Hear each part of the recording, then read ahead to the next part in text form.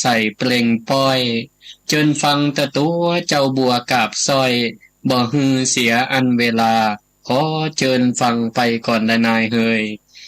ยกมือ10 นิ้วกราบนบพระรัตนตรัยถวายความเคารพพระมหาเถระครูพระมหาเถระพระเถรานุเถระครูบาอาจารย์ขอเจริญพรศรัทธาญาติโยมท่านผู้ฟังพุทธศาสนิกชนคนดีทั้งหลายที่ได้รับฟังรายการศิริธรรมกับเมืองโดยพระครูศิริธรรมบัณฑิตผู้อำนวยการวิทยาลัยสงฆ์นครลำปางเจ้าวาดวัดวัดมิ่งเมืองมูลตำบลพิจัยอำเภอเมืองจังหวัดลำปางวันนี้เป็นอย่างจ๊ะประมาเฮียก้านี่ก็ได้มาพบมาปะกันในรายการศิริธรรมกับเมืองวันนี้ก็มาพบมาปะกันในเวลา4 โมงแรงทุกวันพักจะปะกันในเวลาตั้งแต่4 โมงแรงจนถึง5 โมงแรงช่วงที่1ช่วงที่2ก็จะเป็นช่วงของการฟังเทศน์ฟังธรรมมานิยายพื้นบ้านล้านนาแสดงพระธรรมเทศนาโดยหลวงพ่อพระครูอุดมศิริทัตน์หลวงพ่อเจ้าคณะตำบลตุ้งฝายหลวงพ่อเจ้าวาดวัดสลีภูมิมาตาส้มปล่อยตะกี้ลำไปบอกว่าวัดสลีภูมิมายังคิดว่าตัวเก่าอยู่วัดสลีภูมิมาอยู่ก็หลวงพ่อก็ยังเมตตาทำอัดเสียงธรรมพื้นบ้านล้านนาส่งมาให้ทุกวันก็ส่วนเรื่องนั่นก็จบเรื่องจักระข้างคำไปละวันก่อนก็ได้นำเสนอนางเก้าห้านอันนี้สำนวนลำปางทำนองลำปางนางว่านางเก้าห้านถ้าตั้งคือวิไลสงฆ์นครลำปางตั้งแต่3 โมงเป็นต้นมาละวันนี้ท่านผอ.สถานีวิทยุได้เมตตาลิงก์สัญญาณเฮือสถาตังละปุนจังใหม่ก็เฮือกว่าอาตมานี่บ่ได้ติดธุระอะไรหยังเนาะก็ว่าจะฮือออกก่อนอย่างประมาณนี้แต่ก็ต้องขอสุมาอภัยกับท่านอาจารย์ตัวเพราะว่าวันนี้ก็บ่ได้ไปมจรเนื่องจากว่าเตรียมงานกฐินเนาะเตรียมวันนี้กับวันผูกวันผูกก็วันดาจะมีกฐินวันที่29 ตุลาคมนี้แล้วเนาะก็ใกล้เข้ามาวันนี้ก็ได้รับความร่วมมือหลายวันมานี้ละถึงศรัทธาญาติโยมวัดมิ่งเมืองมูลถึง2 หมู่บ้านก็มาช่วยกันและก็ผู้บริหารอาจารย์เจ้าหน้าที่นักศึกษามหาวิทยาลัยเทคโนโลยีราชมงคลล้านนาลำปางในฐานะเป็น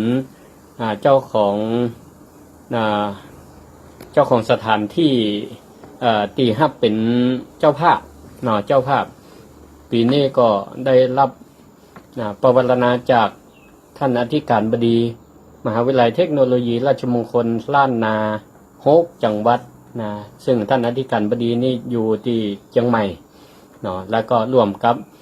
วิทยาเขตแหม5 จังหวัดมีเชียงรายลำปางตากพิษณุโลกน่านก็จะมาร่วมกันทอดกฐินในวันที่29 ตุลาคมก็จะเพื่อนงานมาเรียบร้อยก็ได้มาช่วยกันเตรียมความพร้อมจัดสถานที่แต่กี้ก็เลยบ่สามารถรับปากท่านอาจารย์พระมหาสมชาติเป็นได้ด้วยติดภารกิจในการเตรียมอันนี้ก็ถ้ามันมีเสียงเครื่องเสียงเล็ดลอดเข้ามาก็ต้องขอสุมาอภัยเพราะว่าบรรดาเจ้าหน้าที่ประกอบมาเซตระบบอย่างต่างๆมาเซตระบบอย่างต่างๆเพื่อเตรียมความพร้อมก็ช่องทางที่ศรัทธาสามารถรับชมรับฟังรายการศิริธรรมกับเมืองได้ก็ในช่องทางของ Facebook Live พานุวัฒน์แสนคำเป็นภาษาอังกฤษPHANUWATSANKHAM พานุวัฒน์แสนคำซึ่งก็ช่องทางนี้ก็มีครูบาอาจารย์ที่เป็นเพื่อนเฟซด้วยกันทั้งก็ครูบาอาจารย์ฝ่ายบรรพชิตแล้วก็ญาติโยมฝ่ายคฤหัสถ์ประกาศติดตามรับฟังก็ต้องขอกราบขอบพระคุณเป็นอย่างสูงที่ได้ทักทายกันมาใน Facebook ไลฟ์มีท่านอาจารย์เจ้าคุณพระพิดงเมธีเป็นต้นครูบาอาจารย์ เข้ามาให้กำลังใจทุกครั้งนะเวลาออกรายการศิริธรรมการเมืองนะและก็ภาพนักเผยแผ่ด้วยกันนะก็มีนะท่านอาจารย์อันอย่างพระมหาธนวุฒินะปกตักเข้ามาเนาะถวายความเคารพนับถือนะทุกตนทุกองค์บางเตือก็อ่านบันได้มันบ่ใครถนัดเนาะมันอ่านจากมือถือมันเลื่อนขึ้นเลื่อนลงเนี่ยนะแต่ก็พอจับประเด็นได้ว่าไผเข้ามาทักทายพ่องทั้งศรัทธาญาติโยมและก็ขึ้นสถานีวิทยุ FM 106.5 เมกะเฮิรตซ์ที่ศรัทธาทั้งหลายได้รับฟังกันเนี่ยที่อยู่ตั้งบ้านตั้งจองเปิดวิทยุเป็นสถานีวิทยุเพื่อการศึกษาวิทยาลัยสงฆ์นครลำปางเนาะก็ได้เป็นสถานีวิทยุเพื่อการเผยแพร่หลักพระพุทธศาสนาหลักธรรมคำสอนในทุกรูปแบบตามที่พระนักเผยแพร่เปิ้นมีความถนัดก็เอามาเผยแพร่ให้ศรัทธาทั้งหลายได้รับฟังกันเนาะก็มีความหลากหลายก็จะได้บ่ใกล้เนาะบ่ใกล้เมื่อเหนื่อยในการรับฟังก็บางท่านก็ตื่นมาตั้งแต่ตี 3ละฟังธรรมะก็ตังวิทยาลัยสงฆ์นครลำปางก็ได้ลิงก์สัญญาณเชื่อมกับตังขึ้นสีขาวเพื่อชาวประชาพ่องเพราะว่าตังท่านอาจารย์พระครูอภิวัฒนวิกรมช่วงเจ้าตี 3เนี่ยเปิ่นก็มีพระนักเผยแพร่หลายรูปหลายองค์ก็ซับเปลี่ยนกันแต่ละวันเนาะก็ฟังธรรมะมีความหลากหลายกันไปเนาะก็ขอเจริญพรเนอะศรัทธาญาติโยมทุกผู้ทุกท่านได้ชมทาง Facebook ไลฟ์ก็เมตตาแชร์กันด้วยนะวันนี้ก็ตังได้ก็ดีเนี่ยบอกว่าจะเป็นการเตรียมงานเนาะการออกรายการอันนี้ก็ถือว่าเป็นภาระหน้าที่กติจะพึงต้องทำกันก็เอาสาระธรรมที่เป็นประโยชน์ต่อศรัทธาญาติโยมทั้งหลายมาอู้มาจาให้ฟังแต่ว่านี่ก็ได้อู้ถึงเกี่ยวกับโรคภัยไข้เจ็บเนาะโรคภัยไข้เจ็บใกล้ตัวและก็โดยเฉพาะผู้สูงวัยที่มักจะเป็นกันบ่อยอย่างที่ความดันเบาหวานนี่มันเป็นแพ็กเกจหลีกเลี่ยงมาได้อายุนักนี่มันถึงมีกันเกือบจะทุกคนเนาะและก็ที่ตะวาได้อู้ไปเกี่ยวกับภาวะเลือดในสมองตีบเนาะอันนี้ก็รู้สึกว่าผู้สูงวัยนี่ก็มีความเสี่ยงในการที่จะเป็นสูงก็เลยเอาบุคคลใกล้ตัวมาเป็นกรณีศึกษามาอู้มาจากให้ศรัทธาได้ฟังเพื่อให้ท่านทั้งหลายได้ระมัดระวังเอาไว้เนาะรักษาสุขภาพเอาไว้ว่าโรคสโตรกหรือภาวะเลือดในสมองตีบเลือดไปเลี้ยงสมองน้อยอันนี้ก็มีความเสี่ยงให้ศรัทธามีภาวะเป็นได้ง่ายเป็นได้ง่ายแต่ก็รักษาได้ถ้าเอาปลาส่งโรงพยาบาลภายใน3 ชั่วโมงแล้วก็รักษาตามที่หมอเป็นได้แนะนำเรื่องโรคภัยไข้เจ็บเนี่ยมันหลีกเลี่ยงไปได้เนาะทุกคนก็ย่อมเป็นเหมือนกันหมดเป็นไปตามหลักสัจธรรมหรือคนเมืองบนห้องว่าเป็นเทวทูตทั้ง5เนาะก็คือเรามีความเจ็บไข้ได้ป่วยเป็นธรรมดาหลีกเลี่ยงบ่ได้เนาะหลีกเลี่ยงบ่ได้พยาธิธัมโมมหิพยาทิงอานาติโตเรามีความเจ็บไข้เป็นธรรมดาล่วงพ้นไม่ได้แต่ทั้งนี้ถ้าเมื่อใดเฮาเจ็บไข้ได้ป่วยความที่เฮาจะต้องความจำเป็นที่ต้องมีไว้ธรรมะที่จำเป็นก็คือสติเป็นเบื้องต้นเนาะมีสติเป็นเบื้องต้นบ่ฟุ้งซ่านเนาะบ่ฟุ้งซ่านบ่หลงไปตามกระแสแห่งกิเลสก็คือโดยเฉพาะความโกรธความหงุดหงิดความหงุดหงิดใจมันก็เป็นธรรมดาเนาะว่าคนเคยมีปกติไปเตียวไปไหนได้ลุกเดินเหินได้สามารถบังคับอวัยวะมือแขนขาหูตาจมูกปากบังคับได้จะกินจะดื่ม จะเดินจะนั่งจะนอนก็สามารถบังคับได้แต่พอเฮาเจ็บไข้ได้ป่วยเนี่ยบางสิ่งบางอย่างอยากจะทำอยากจะลุกอยากจะนั่งอวัยวะตั้งหลายมันก็บ่เป็นไปตามอำนาจของใจเฮาของใจเฮาอันนี้มันก็เป็นสัจจะอย่างหนึ่งเนาะเป็นความเป็นจริงอย่างหนึ่งที่สอนให้เฮาว่าเนี่ยศรัทธาญาติโยมทั้งหลายมันเป็นอนัตตาเนาะมันไม่ใช่เป็นตัวตนของเราจริงเนาะตรงวันนี้เขาคิดว่าหน้าตาเฮาหูเฮามือเฮาแขนเฮาขาเฮาเนี่ยแต่เฮาจะหันชัดตอนเจ็บไข้ได้ป่วยนี่ละจะลุกจะเดินจะเหินจะบังคับจะยกจะอย่างนี้แหละมันก็บ่เป็นไปตามอำนาจของเฮาเนี่ยเฮาจะหันได้ชัดว่านี่แหละเฮาจะได้หันถึงสัจธรรมข้อที่ว่าอนัตตาเนาะมันบ่อยู่ในอำนาจของตัวเฮาแต่ถ้ามันอยู่ในอำนาจมันก็ต้องบังคับได้อย่างนี้เป็นต้นมันมีธรรมะหรือบทสูตรหนึ่งนะที่ปนิยมใจเวลาใจสวดเวลาเจ็บไข้ได้ป่วยเจ็บไข้ได้ป่วยแต่ว่านี่ธรรมาภาพก็มีโอกาสไปเยี่ยมผู้ป่วยอันนี้ก็เป็นโครงการพระเยี่ยมไข้เนาะที่ได้ทำมาตลอดภายใต้โครงการนิสิตจิตอาสานำธรรมะสู่ผู้ป่วยตามแนววิถีพุทธหรือพระเยี่ยมไข้แต่ว่านี่ก็ทราบข่าวปอของนิสิตที่เรียนคณะพุทธศาสตร์ปอของนิสิตเปิ้นบ่สบายเพิ่งออกจากโรงพยาบาลอายุก็80ปลายละอายุก็นักพอสมควรที่นี่เพิ่นก็ออกมาพักฟื้นอยู่ที่บ้านเนาะก็เอาในฐานะเป็นพระสงฆ์ก็ไปให้กำลังใจไปเยี่ยมไปใจเนาะไปให้กำลังใจโยมเปิ้นแต่ว่านี่ก็ไปเนาะทีนี้ก็เมื่อไปแล้วก็เลยถือโอกาสสวดมนต์ให้เปิ้นฟังชื่อว่าบทโพชฌังคปริตบทโพชฌังคปริตพระปริตโพชฌังคปริตเนี่ยถือว่าเป็นปรากฏอยู่ในพระสุตตันตปิฎก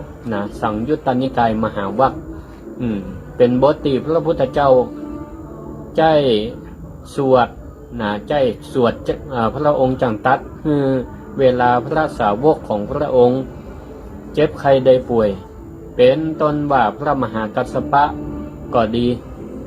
พระโมคคัลลานะก็ตามเมื่อเจ็บไข้ได้ป่วยก็พระองค์มักจะตัดบทโพชฌงคปริตเนี่ยให้ฟังแม้แต่ตัวพระพุทธองค์เองพระองค์ทรงประชวรก็ยังห้องพระสาวก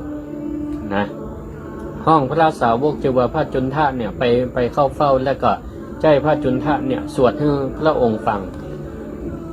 บอกว่ากรณีพระมหาโมคคัลลานะพระโมคคัลลานะพระมหากัสสปะก็ตามเนี่ยเมื่อได้ฟังแล้วก็หายป่วยกันหมดพระพุทธเจ้าฟังบทนี้ก็หายป่วยกันหมดก็เป็นที่น่าแปลกน่าอัศจรรย์ใจเพราะว่าบทโพชฌงคปริตเนี่ยถือว่าเป็นหลักธรรมหมวดหนึ่งที่อยู่ในบทสวดโพชฌงคปริตถือว่าเป็นพุทธมนต์อันหนึ่งเนาะถ้าไผ่สังเกตดีๆเนาะเวลาพระสงฆ์เปิ้นไปประกอบพิธีสืบโหราจตาเจริญพระพุทธมนต์ที่บ้านที่จองตามที่ศรัทธาได้อาราธนาโดยเฉพาะสืบจตาคนป่วยก็ดีเนาะหรือว่าหายป่วยหายไข้หายจากอุบัติเหตุอย่างใกล้สืบโหราจตาเพื่อเป็นสิริมงคลเพื่อกำลังใจดีมาเหมือนเดิมเพิ่นก็มักจะสวดบทนี้แหละโพชฌงคปริตมีอย่างพ้องเดียวก็จะได้แนะนำให้ฟังซึ่งบทโพชฌงคปริตเนี่ยถ้าตามความเชื่อและก็ที่ปรากฏอยู่ในพระไตรปิฎกเนี่ยว่าเมื่อพระพุทธเจ้าตรัสให้พระสาวกได้ฟังเวลาเจ็บป่วยหลังจากตรัสแล้วก็หายจากการเจ็บป่วยอันนี้ก็เป็นที่น่าอัศจรรย์ใจ ก็เลยถือว่าบทสวดมนต์นี่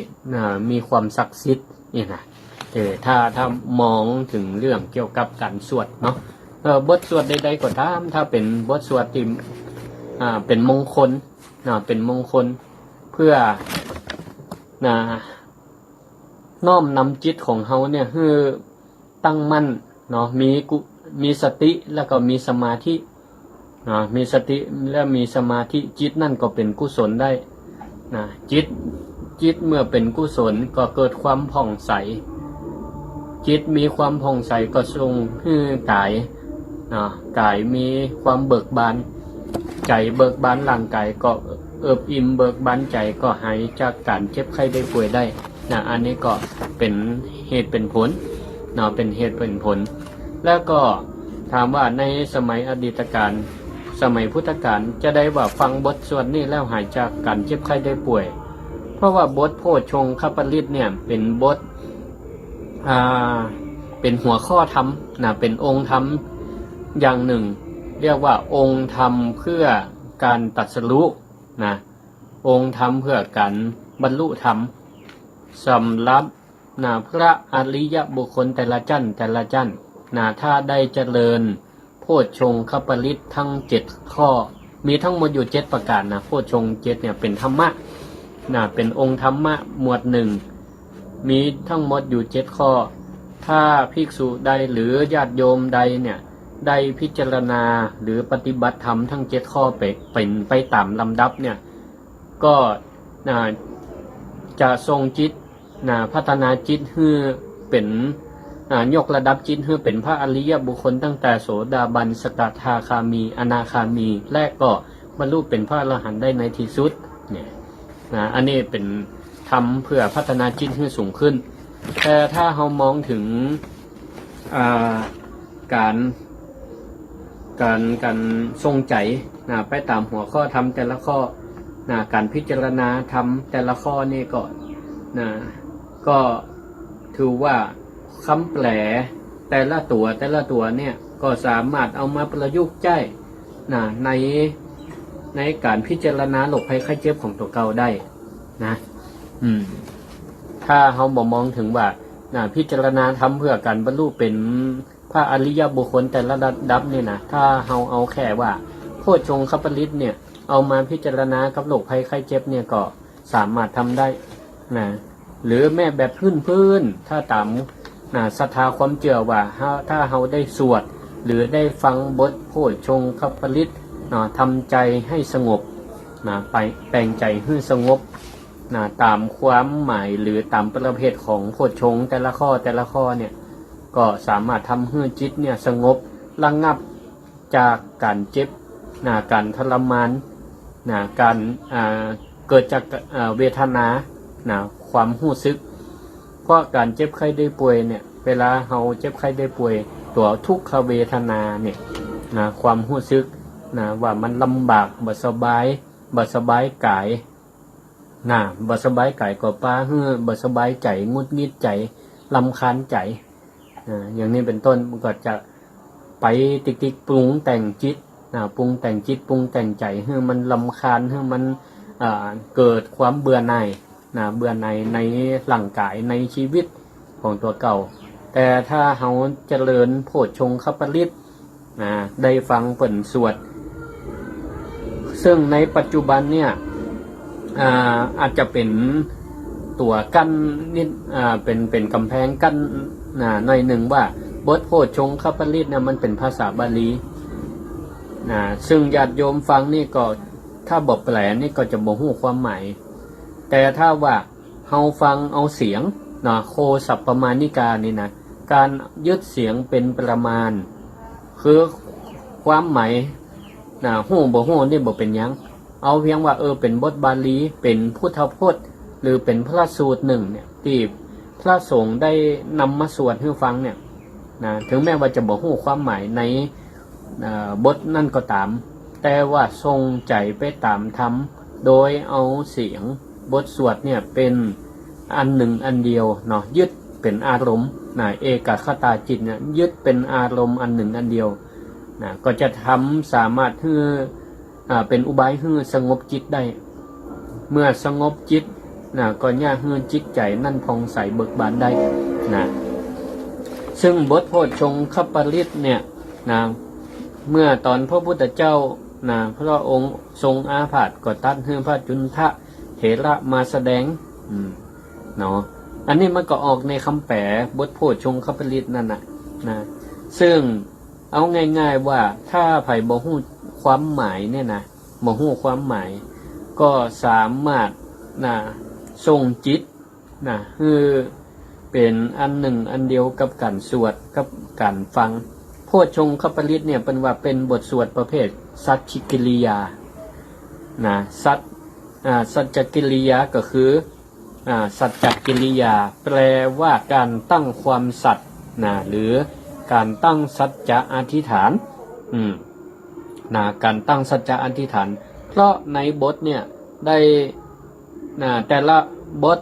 ทเนี่ยได้ปรารภถึงพระเถระรูปใดแล้วก็จะมีคำว่าเอเตนะสัจวัชเชนะโสติเตโหตุสัพพทาบทแต่ละบทเนี่ยมันจะมีคำนี้อยู่ก็หมายความว่าด้วยการกล่าวคำสัตย์นี้ขอความสวัสดีจงมีแก่ท่านทุกเมื่อเวลาพระสงฆ์องค์เจ้าเปิ่นสวดบทโพชฌงคปริตเนี่ยนะเดี๋ยวจะสวดให้ฟังว่าจะใดเนาะ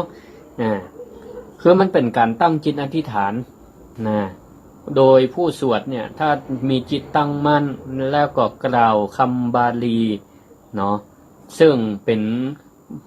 มันเป็นประวัติศาสตร์ได้กล่าวถึงพุทธประวัติเหตุการณ์ในข้างพุทธประวัติว่าเช่น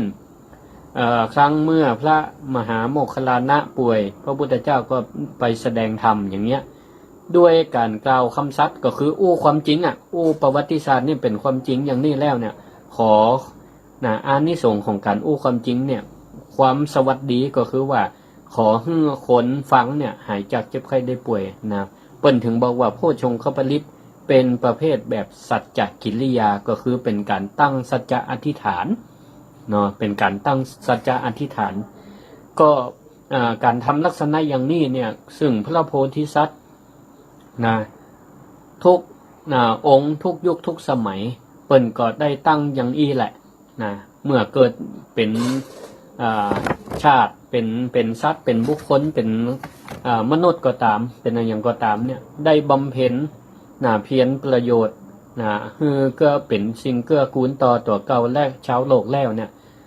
ท่านทั้งหลายเหล่านั้นพระโพธิสัตว์ทั้งหลายเหล่านั้นก็จะตั้งสัจจกิริยาตั้งสัจจะอธิษฐานว่าได้เกิดมาจากหน้าฉันได้ขอได้พบพระพุทธศาสนาหรือได้ปรารถนาเป็นพระพุทธเจ้าเนาะอย่างนี้เป็นต้นเนาะก็ขอเจริญพรศรัทธาญาติโยมทั้งนิสิตทั้งศรัทธาญาติโยมที่เป็นเพื่อนเฟซกันได้ตักเข้ามาเนาะเจริญพรนะก็ เป็นการระลึกถึงความจริงของบทสวดถึงเหตุการณ์ที่เกิดขึ้นในพุทธกาลถูกบันทึกไว้ในบทโพชฌงคปริตทีนี้ บทโพชฌงคปริตเนี่ยเบื้องต้นก็จะถึงเรื่ององค์ธรรมก็คือโพชฌงค์เนี่ยองค์แห่งการตรัสรู้เนี่ยหรือว่าการบรรลุธรรมการตื่นรู้เนี่ยมีอยู่7ข้อด้วยกันพูดว่าจะได้เดี๋ยวอย่าสวดเมืองให้ฟังกันได้เนาะเวลาจะสวดเนี่ยเปิ่นให้ตั้งนะโมเนี่ยก่อน3จบนะโมตัสสะภะคะวะโตอะระหะโตสัมมาสัมพุทธัสสะเนี่ยสมมุติว่า3จบละโพจังโคสติสังคาโตธัมมานังวิจโยตถาวิริยัมปิติปันสัทธิโพจังคาจัตตถาปะเลมเนี่ยสมาธุเปคาโพจังคาสันเตเตสัมปทันสินามุนินานสัมมาทังคตาภาวิตาภาหุลีกตาสังวันตันติอภิญญายานิปานายะ จาโพธิยาเอเตนะสัจจวันเชนะโสทิเตหูตุสัพพะธามอันนี้ก็เป็นบทหนึ่งละเนาะเปิ้นว่าจะได้บอกว่าโพชฌงคปริตเนี่ยมีทั้งหมดอยู่7ประการด้วยกันนะอันนี้ว่าโดยสรุปเนาะ1นะข้อที่1โพชฌงค์ที่1ก็คือสติโพชฌงค์นะสติสัมโพชฌงค์หมายความว่าความระลึกได้นะความระลึกได้ถ้าเราจะตื่นรู้นะปรารถนาจะตื่นรู้นะหรืออยากจะรู้หยังเนาะถ้าอูถึงว่าเอาแบบพื้นฐานนะพื้นฐานว่าเราอยากจะมีความรู้อย่างเนี่ยองค์จะได้บรรลุองค์ความรู้อย่างสักอย่างเนี่ยต้องประกอบด้วย7อย่างนี้1มีสติก่อนถ้าบ่ตั้งสติดีๆแล้วเนี่ยก็อยากที่จะมีรู้อันอย่างได้นะสำคัญที่สุดเราจะรับข้อมูลข่าวสารอย่างก็ตามต้องมีสติดีๆก่อนถ้ามีสติแล้วเปิ้นอู้หยังกับหมู่ฮู้มันเข้าใจเนาะเปิ้นถามกับหมู่ฮู้ว่าถามเปิ้นตอบหมู่ฮู้ว่าตอบนะเพราะฉะนั้นเรื่องสติถือว่าเป็นสิ่งสำคัญนะกระบวนการแรกของการตื่นรู้นะต้องมีสติความระลึกได้เจ็บไข้ได้ป่วยก็เหมือนกันศรัทธาญาติโยมทั้งหลายเวลาท่านทั้งหลายนะฮู้ว่าตัวเก่าเจ็บไข้ได้ป่วยเป็นโรคภัยไข้เจ็บไปหาหมอบอกว่าเป็นอันนั้นอันนี้เนี่ยจะไปฟังตื่นตอนนกตกใจตื่นกลัวเตื้อมันจะฟุ้งซ่านไปติ๊กโอ้พอเปิ่นบอกเป็นนั่นเอาละจินตนาการมโนตัวเก่าไปไก่ละโอ้ตายละนะเปิ่นตักเป็นความดันเบาหวานเป็นโรคภัยไข้เจ็บอันใดอันหนึ่งเอาละตกอกตกใจฟุ้งซ่านละแล้วก็จินตนาการมโนตัวเก่าเป็นอนาคตละตายแน่โอ้ต้องเป็นนั่นต้องเป็นนี่พอใจมันฟุ้งซ่านไปไกลแล้วเนี่ยจะได้มันกลายเป็นว่ามันฝุ่งเป้าไปในทางติดลบ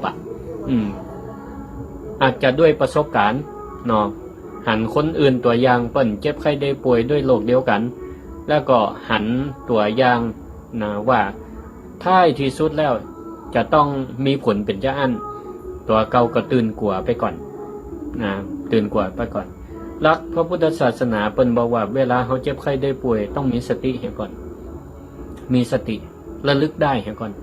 จะไปฟังตกอกตกใจเตื้อนะรับรู้ไว้ก่อนรับรู้ไว้ก่อนเปิ้นบอกว่าเป็นโรคนั่นโรคนี่รับทราบพอรับทราบนะมันจะเข้าไปสู่ข้อที่2ธรรมวิจยะนะธรรมวิจัยนะหรือง่ายๆธรรมวิจัยหลายผู้หลายท่านได้ยินคำว่าวิจัยเนี่ยน่าจะเข้าใจธรรมวิจัยก็คือค้นคว้านะค้นคว้าพิจารณาธรรมนะก็ถ้าเอาอันนี้อาตมาจะอู้ถึงแค่ว่าระดับพื้นๆเอามาประยุกต์ใจกับเวลาเขาเจ็บไข้ได้ป่วยเอาเนอะบ่ได้อู้ถึงว่าการเพื่อจะบรรลุให้เป็นพระอริยบุคคลหนาจั่นโสดาบันสกทาคามีไหลขึ้นไปบ่ถึงขนาดนั้นแต่ก็ขออู้แบบง่ายๆเพื่อนๆว่าเวลาเราเจ็บไข้ได้ป่วยเนี่ยสติสัมโพชฌงค์แล้วธรรมวิจยะโพชฌงค์แล้วเนี่ยก็คือการเลือกเป็นห้องว่าค้นคว้านะพิจารณาหาเหตุนะของโลกเนี่ยก่อนนะธรรมวิจยะนี่นะคือเฟ้นหาสาเหตุของโรคภัยไข้เจ็บหมอฮู้ก็โดยวิธีการทำหมอนั่นแหละเวลาหมอเปิ้นบอกมา1เขามีสตินะแล้วก็ถามหมอตั้งใจฟังหมอดีๆว่าเปิ้นแนะนำให้เนี่ยจะได้อันนั่นแหละนะคือหนทางเนาะหนทางของการรักษาถ้ามันเป็นแล้วก็คือรักษาแต่ถ้ามันบ่เป็นเตื้อป้องกันก็ค่อยๆฟังเปิ้นหรือเขาอยากจะหาสาเหตุด้วยตัวเองแฮมนะเดี๋ยวนี้เนี่ยมันมีช่องทางในการค้นคว้าเปิ้นเลอะนะศรัทธาญาติโยมทั้งหลายสามารถเปิดในโทรศัพท์มือถือค้นใน Google ก็ได้เนาะถ้าบอกว่าโรคนี้นะมันเป็นพ่อยังเนี่ยนะอย่างเช่นตะวาบันซืนเนี่ยพอฟังไปแอวหาโยมบุญปอบุญธรรมเปิ้นเนี่ยพ่อฮู้ว่าเปิ้นเป็นเส้นเลือดในสมองตีบอาตมาก็ว่ามันคืออะไรอย่างก็ค้นคว้าใน Google เนี่ยเปิ้นก็จะบอกมาให้หมดว่าโรคนี้คืออะไร เนาะสาเหตุเพราะอะไรยังแล้วไผที่มีความเสี่ยงที่จะเป็นพ้องแล้วเป็นแล้วอาการเป็นจะได้เนี่ยเขาก็จะได้เอามาเทียบเคียงได้เสร็จแล้วเนี่ยวิธีการรักษาเนี่ยจะได้เนี่ยมีวิธีการฟื้นฟูทำอย่างไรนะอย่างนี้เป็นต้นศรัทธาญาติโยมทั้งหลายอันเนี้ยเป็นห้องว่าธรรมวิจัยนะในข้อที่สองของโพชฌงค์เนี่ยศรัทธาญาติโยมทั้งหลายสามารถนะปฏิบัติตามนี้ได้เนาะแต่ละคนก็อาจจะเป็นห้องว่ามีธาตุบ่เหมือนกันเนาะธาตุของการรักษาการดูแลสุขภาพอาจจะบ่เหมือนกันนะเป็นโรคเดียวกันบางคนเนี่ยฟังว่าเปิ้นกินยานั่นหายเนิ่นลองกินเพราะเนิ่นเนี่ยแล้วตัวเก่าเอามากินพออาจจะมาหายก็ได้นะมันเป็นห้องไว้จะได้ธาตุมันบ่เหมือนกันเนาะกำลังมันเหมือนกันบางทีเนี่ยก็ต้องใช้วิธีหลายๆวิธีเนาะก็ลองรักษาแล้วก็เชื่อฟังหมอเนาะเชื่อฟังหมอรัก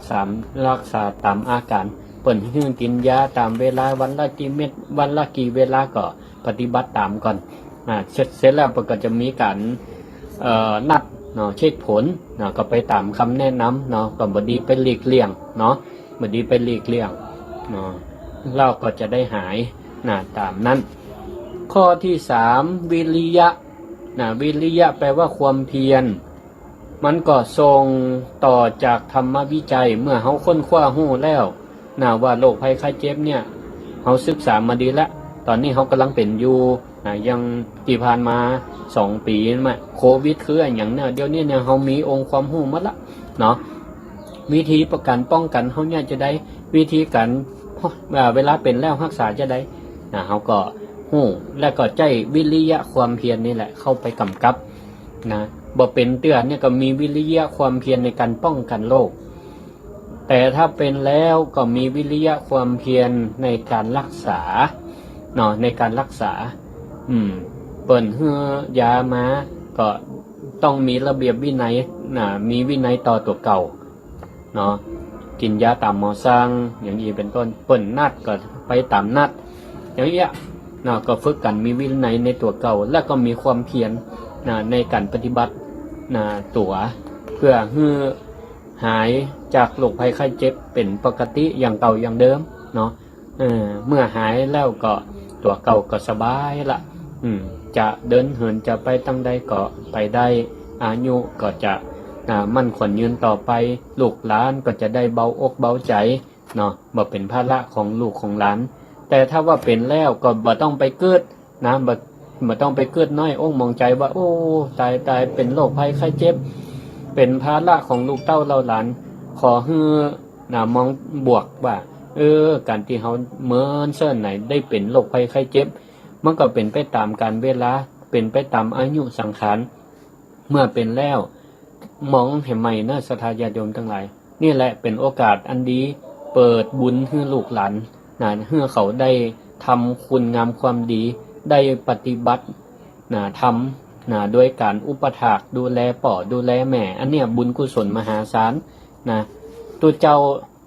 พระสงฆ์องค์เจ้าอยู่ในวัดในวาอันนี้ยังเป็นพระนอกบ้านอยู่ถ้าพระในบ้านเฮายังบ่ดูแลเปิ้นว่านับภาษาหยังที่จะไปดูแลพระนอกบ้านเพราะฉะนั้นเนี่ยก็ให้ดูแลพระในบ้านให้เปิ้นได้กินอิ่มกินเต็มเนาะอิ่มนำสำราญอยู่อย่างสบายอกอย่างสบายใจเมื่อเจ็บไข้ได้ป่วยก็อุปถัมภ์ดูแลเมื่อดูแลพระในบ้านดีแล้วก็ดูแลพระนอกบ้านใดต่อไปเนี่ยอย่างนี้ศรัทธาญาติโยมทั้งหลายพ่อแม่เจ็บไข้ได้ป่วยก็มองบวกใหม่นะว่าเนี่ยเปิดบุญให้ลูกให้เต้าเขาได้ดูแลอุปถัมภ์ได้แสดงความกตัญญูกตเวทีเนาะแล้วก็ต้องไปน้อยอกมองใจเนี่ยพระพุทธเจ้าเปิ้นแนะนำว่าเมื่อเขาเจ็บไข้ได้ป่วยบทโพชฌงคปริญเนี่ยสอนจิตสอนใจเขาดีมากสอนในข้อตะเกียธรรมวิจัยเนี่ยว่าเนี่ยเพื่อเขามองไหมว่ามีเป็นโอกาสดีๆเพื่อเขาได้ปฏิบัติธรรมอยู่กับตัวเนี่ยถ้าเขาแข็งแรงดีเนี่ยมันจะมากับความประมาทประมาทว่ามันบ่เป็นหยังแล้วเขาก็ สุขภาพแข็งแรงดีเฮาก็ออกไปทำการทำงานไปพบปะสังคมใจเฮาก็ไปเกาะกับคนรอบข้างแต่ถ้าเฮาป่วยไข้เมื่อใดใจมันก็จะปิกมาอยู่กับเนื้อกับตัวเป็นโอกาสดีๆที่เฮาจะได้มาพอตัวเก่าพอจิตพอใจของตัวเองฮู้แหวกระทั่งว่าใจตอนเนี้ยเฮาคิดจะได้ใจเฮามีความงุดงิดจะได้พ่องอย่างนี้เป็นต้นมันจะรู้อ่านตนออกบอกตนได้เนาะใช้ตนเป็นเห็นตนชัดอย่างนี้เพราะฉะนั้นการเจ็บไข้ได้ป่วยวิริยะความเพียรนี่ก็ถือว่าเป็นหัวใจสำคัญอย่างยิ่งในการที่เพียรพยายามในการดูแลตัวเก่าเนาะประคับประคองตัวเองดูแลตัวเก่าเพื่อให้หายจากโรคภัยไข้เจ็บนมัสการท่านจันทร์สมุโอตอยู่ UK พุ่นฟังรายการครับถ้าอูดีอูม่วนก็ติบไว้ท่านสมุโอตเก็บแบ่งเอาไว้ปิกมาก็มาถวายเป็นกันเทศทีเดียวเลย ครับต่อไปข้อที่4ปีติเมื่อเฮามีความเพียรปีติแปลว่าความอิ่มใจเมื่อเฮามีความเพียรในการที่ดูแลตัวเก่าและก็มีความเพียรในการรักษาตัวเก่าเมื่อหายจากโรคภัยไข้เจ็บเฮาก็มีความปีติความอิ่มเอิบใจมีสติอยู่กับเนื้อกับตัวก็มีความอิ่มเอิบใจเนื่องจากว่าเจ็บไข้ได้ป่วยเป็นโอกาสดีที่เฮาได้ปฏิบัติธรรมได้มาพอจิตพอใจหายใจเข้าหายใจออกก็ฮู้หายใจเข้ารู้หายใจออกรู้ปฏิบัติธรรมไปด้วยนอนรักษาสวดไปด้วยฟังวิทยุรายการใดๆก็ได้รายการซีรีส์ทำกับเมืองไปด้วยก็ได้ส่งใจไปตามธรรมก็จะเกิดความปีติเกิดความอิ่มเอิบใจเมื่อเกิดความอิ่มเอิบใจส่งผลให้โพชฌงค์ข้อที่5เกิดก็คือปัสสัทธิเกิดความสงบระงับแห่งจิตบ่ฟุ้งซ่านบ่ฟุ้งซ่านบ่เพ้อบ่เพ้อสังเกตศรัทธาญาติโยมทั้งหลายบางคนเขาไปแอวไปเยี่ยมใครเนี่ยรับไปเนี่ยคนป่วยกั่งก็มีเพ้อไปก็มีเนี่ยเพราะใจเนี่ยเปิ้นบ่สงบแต่ถ้าปฏิบัติตามหลักทำโพชฌงค์7เนี่ยมันก็จะเป็นไล่ระดับไปเป็นส่งไม่ต่อไปมีสติก็ไปหากันพิจารณาธรรมแล้วก็วิริยะความเพียรในการที่จะปฏิบัติในการรักษาแล้วก็มีความอิ่มเอิบใจเมื่ออิ่มเอิบใจแล้วก็ใจก็จะเกิดความสงบระงับบ่ฟุ้งซ่านเวลาเจ็บใครได้ป่วยเจ็บก็รู้ว่าเจ็บทุกขเวทนาเจ็บก็รู้ว่าเจ็บจะไปยึดติดกับมันบางคนว่าโอ้มันปวดมันเจ็บยังปะล่ำปะเหลือพอมันปวดมันเจ็บก็เจ็บอยู่อย่างนั้นแต่ถ้าเฮาลองเลิกสนใจมันแค่ไปหู้มันว่าปวดหนอแล้วก็ไปสนใจอย่างอื่นฟังเทศน์ฟังธรรมไปปฏิบัติธรรมไปสวดมนต์ไปก็ได้เฮาก็บ่เอาจิตไปจับกับสิ่งที่มันเจ็บมันปวดเพราะถ้ามันเจ็บมันปวดแล้วเฮาไปจิตไปจับกับมันแล้วไปบ่นว่ามันเจ็บมันก็จะยิ่งเจ็บก็เปรียบเหมือนกับละอ่อนศรัทธาญาติโยมทั้งหลายละอ่อนเวลาเฮาเฝ้าเฮาเลี้ยงนี่ถ้ามันต้าวพวกเนี่ยเฮาไปโอ้มันนี่โอ้ลูกเจ็บก็ลูกละอ่อนจะให้ติ๊กเพราะมันมีคนโออยู่มันมีคนโออยู่แต่ถ้าละอ่อนต้าวเฮาทำเป็นสนใจทำเป็นแกล้งมาหันมันก็จะบ่ให้เพราะมันคิดว่าบ่มีไผให้ความสนใจมันอันนี้ก็เหมือนกันการเจ็บไข้ได้ป่วยศรัทธาญาติโยมทั้งหลายถ้าเฮาไปโอมันเจ็บหัวเข่าก็เจ็บอย่างปลาล่ำปลาเหลือเอาเพราะเฮาไปโอมันไปใส่ใจกับมันก็จะเจ็บติ๊กๆแต่ถ้าเฮาบ่สนใจมันเฮาเอาใจไปจับอย่างอื่นเฮาไปทำกิจกรรมอย่างอื่นมันก็ความรู้สึกนั่นมันก็หายไปมาเจอลองยากพันต่อไปก็เมื่อเกิดความสงบระงับสมาธิก็ตั้งมั่น นะมีสมาธิมีจิตตั้งมั่นนะมีจิตตั้งมั่นแล้วก็มีจิตตั้งมั่นก็ส่งไปหาอุเบกขาการวางเฉยการวางเฉยในที่นี้ก็คือบ่ยินดียินไล่นะบ่ยินดียินไล่ในสิ่งที่เฮาเป็นอยู่นะเพราะการไปยินดียินไล่เนี่ยมันก็จะบั่นทอนจิตใจเนาะเนี่ยเมื่อสุขภาพจิตมันแย่ลงเมื่อสุขภาพจิตมันแย่ลงก็เนี่ยเมื่อสุขภาพกายมันแย่ลงไปสุดไปติ๊กๆน่ะสถานญาติโยมทั้งหลายสังเกตเถอะบางคนเจ็บไข้ได้ป่วยด้วยโรคภัยไข้เจ็บเดียวกันแต่บางคนอยู่ได้เมินบางคนอยู่ได้บ่เหมือนเพราะหยังเพราะกำลังจิตน่ะบ่เหมือนกันเพราะน่ะกำลังจิตบ่เหมือนกันคนที่อยู่ได้บ่เหมือนเพราะหยังบ่ได้เดินทางตามโพชฌงค์จิตแต่ถ้าคนใดอยู่ได้เหมือนเพราะได้ปฏิบัติธรรมตามโพชฌงค์จิตนี่แหละนะคือมีสตินะมีสติและก็ดูสาเหตุของโรคของอาการนะหู้แล้วก็วิเคราะห์สาเหตุได้ก็ตั้งธงไว้มันต้องหายนะเมื่อต้องหายก็ต้องดำเนินการตามแนววิธีนะวิธีการว่าเนี่ยจะได้จะให้มันหายนะถามหมอถามผู้มีประสบการณ์นะทำที่เป็นไปตามที่เปิ้นได้แนะนำไปเนาะแล้วก็มีความภาคเพียรพยายามด้วยนะมันจะหู้วิธีแต่บ่ได้ดำเนินบ่ได้มีความภาคเพียรในการรักษาก็บ่ได้เนาะความปิติอิ่มเอิบใจก็บ่เกิดความสงบระงับก็บ่เกิดและก็บ่มีสมาธินะแล้วก็อุเบกขานะการบ่ยินดียินไล่กับโรคภัยไข้เจ็บเนาะก็บ่คาดหวังจนเกินไปเนาะเพราะคาดหวังจนเกินไปมันก็ทำให้เฮาตุกอกตุกใจบ่ได้นะเนี่ยอันเนี้ยก็คือมี7ข้อจ้ะนี่แล้วที่นี่เปิ้นก็อย่างที่ว่าเนี่ยมันเป็นสัจจกิริยานะเปิ้นก็เลยยกเหตุการณ์ว่าอย่างข้อต่อไปเนี่ยเอกสมิสมเยนาโถโมคัลลานันจากาสะปังคิลาเนทุขีเตทิสวโพชังเคสาตาเทสญิเตจะตังอาภินันทิตัวโลคามุจิงสุตังคเนเอเตนะสัจจวะเชนะโสติเตหุนตุสัพพทาเนี่ยคือหมายความว่าในสมัยหนึ่งที่พระมหาโมคคัลลานะได้เจ็บป่วยในถ้ำเนี่ยก็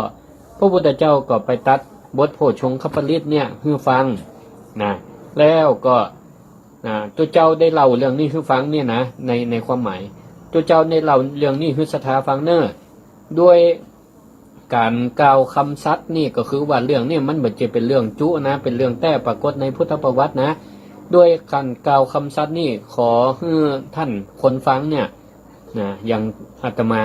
พระอาจารย์ตอนเนี้ยไผฟังอยู่ก็ขอให้หายจากโรคภัยไข้เจ็บเนอเอกาธาธรรมาราชาปีเคลันเยนาพิปิลิโตจุนทัตเถเลนะตันเยวะพนาเปตัวนาสาทลังนี่นะสมุทิตัวจะอาปาทาตัมหาวุธาสิธานาโสเอเตนะสัจจวัชเชนะโสทิเตโหนตุสัพพทาเนี่ยครั้งหนึ่งเมื่อพระพุทธเจ้าทรงอาพาธก็เรียกพระจุนทะเถระไปสวดบทโพชฌังคปริตนี้ให้ฟังเนาะเนี่ยด้วยการกล่าวคำซัดนี่ด้วยการเล่าเหตุการณ์นี้ให้ฟังเนอะ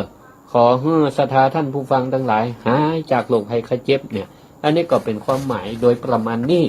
นะเรื่องบทโพชฌงคปริตยิ่งเฮาฮู้ความหมายจะนี่ดีนะศรัทธาญาติโยมทั้งหลายจะได้ปฏิบัติตัวได้ถูกเป็นไปตามองค์ธรรมแล้วก็จะเนี่ยให้เฮานั่นอาการจากนักก็เป็นเบาจากเบาก็หายไปเนาะเอาละก็ได้ได้จ้ามาก็เหลือเวลาประมาณ9 นาทีเปิดโอกาสให้ศรัทธาได้สนทนาได้โทรเข้ามาแลกเปลี่ยนให้กันฟังกันเนาะ064-949-5999เนอะรายการศิริธรรมกำเมืองโดยพระครูศิริธรรมบัณฑิตเนาะจังใหม่ลำพูนลำปางจังไห้พะเยาโทรเข้ามาได้เนอะ064-949-5999เวลาในรายการนี่โทรมาได้เลยนะแต่คืนนี่กันนอกรายการก็มีคนโทรมาฟังเสียงพระอาจารย์แฮมโตนนึงก็เข้าใจว่าพ่อครูศิริออกรายการ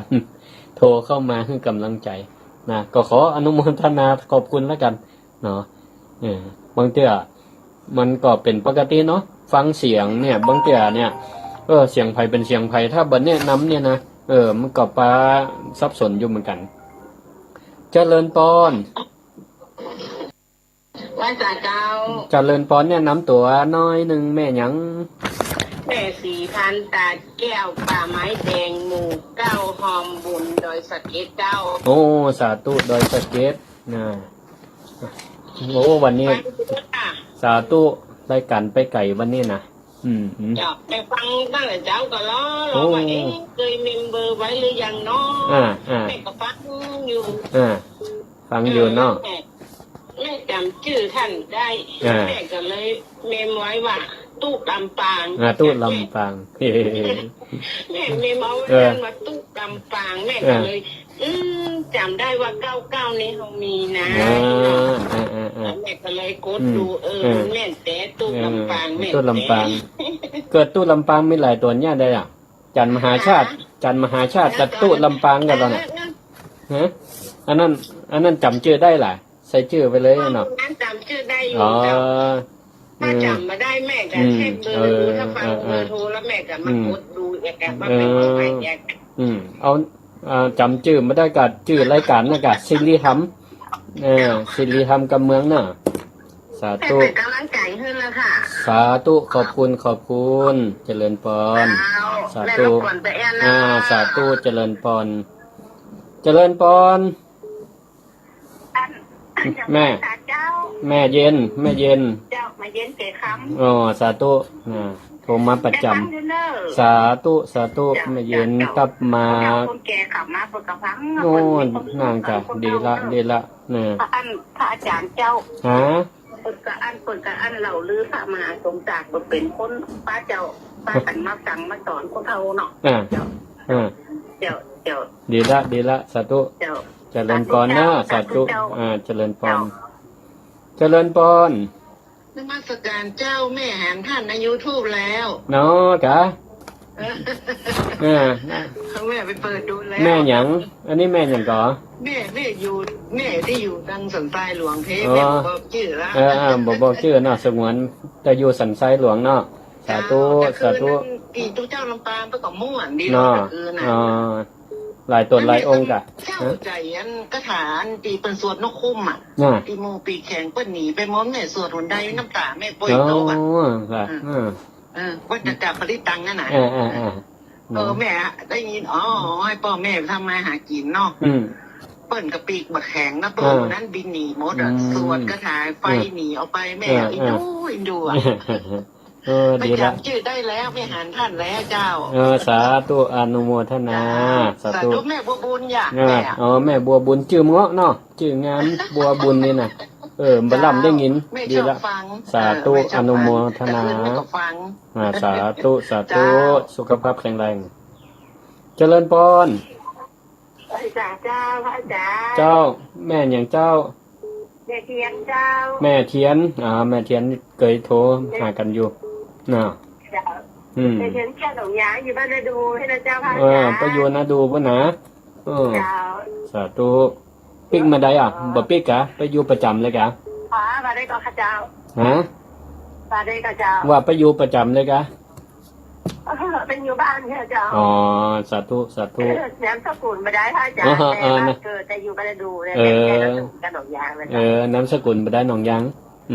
เจ้าแต่อยู่บ้านนาดูเคยเป็นพระเนี่ยเจ้าพระอาจารย์สา